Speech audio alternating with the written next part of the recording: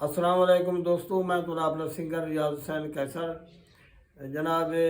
भरपूर फरमाइश सरदार अब्दुल मजीद कौकी साहब दी सारे डेरे गाजी खान की बहुत वधिया सी उन्होंने फरमाइश बनती समाज फरमाइश हो।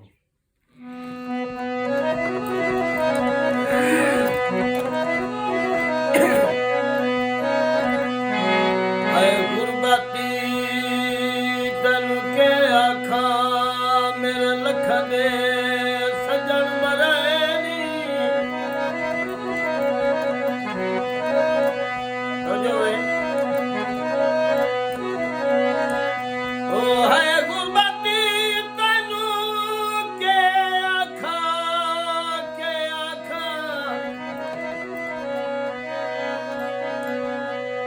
मेरे लख जाए सजने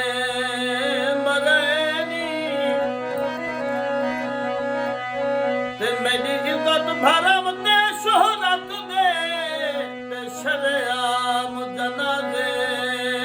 चैनी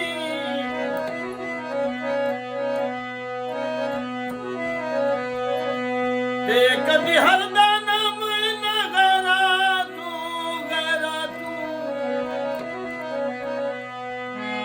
हद बन के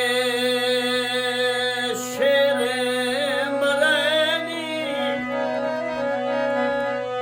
यो आदत खा